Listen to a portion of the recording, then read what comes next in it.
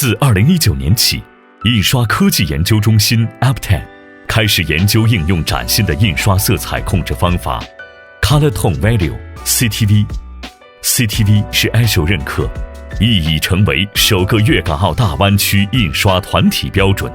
与现在的控制印刷方法一样， CTV 以监控印刷网点为主，同时还可监察颜色，容易掌握，方便应用。CTV 可使用于任何油墨、印刷材料、网点、网种和印刷方法。使用 CTV 印刷的图像渐变比较顺滑，层次更丰富，色彩对比度也较为强烈。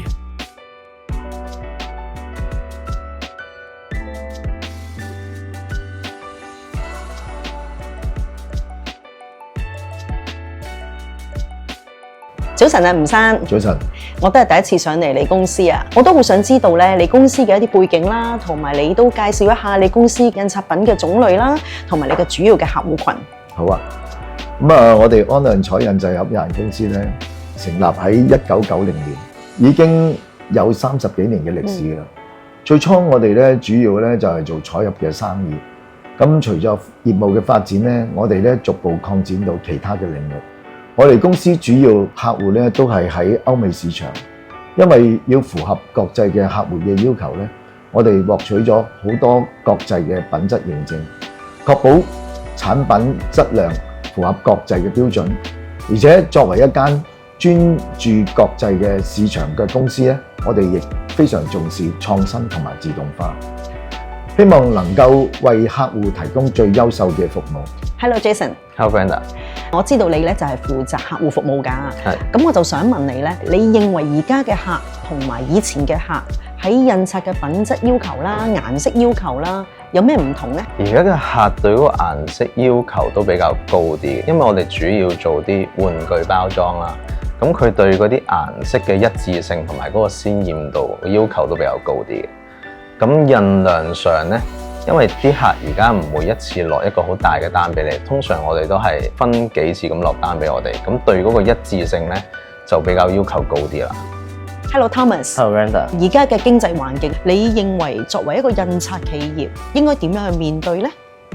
因為而家客嘅要求咧都越嚟越高，所以我哋對於色彩上面嘅控制咧都要更加穩定，同埋我哋需要對於 quality 嘅 control 更加好啦。最緊要我覺得係需要智能化、更加靈活化嘅智能生產，可以更加容易提高我哋競爭力，同埋容易啲滿足到我哋客嘅需求。馬生你好啊，你好。你就負責印刷㗎，我想知道你而家用咩方法去控制顏色嘅咧？目前我哋採用嘅係 CIV3 數位化油墨預測系統，即時調整嘅油墨用量。生產過程中咧，通過測量網點啊、TVI 啊、灰平衡等嘅方法，通過批篩軟件工具抽查檢測，確保批次穩定性一致。而家呢個控制方法有啲咩限制同埋困難呢？我哋部分嘅軟體商用色咧唔係咁足咯。卡平台咧個資料者整合體咧用時咧比較長啲。學習 CTV 之前咧，你有啲咩期望呢？希望盡量可以簡化一個色彩嘅校準時間啦，咁同埋多一個新嘅工具俾我哋啲師傅可以提升色彩嘅一致性啦，甚至乎縮短個調試嘅時間。咁你上完理論課之後咧，有啲咩感受呢？係，我哋感受就係個課程系統性好強啦，我覺得操作起上嚟嘅時間就相對係簡易同埋好快速，咁就還原到個 CTV 網點嘅色階方法咯。嚴先生你好。你好。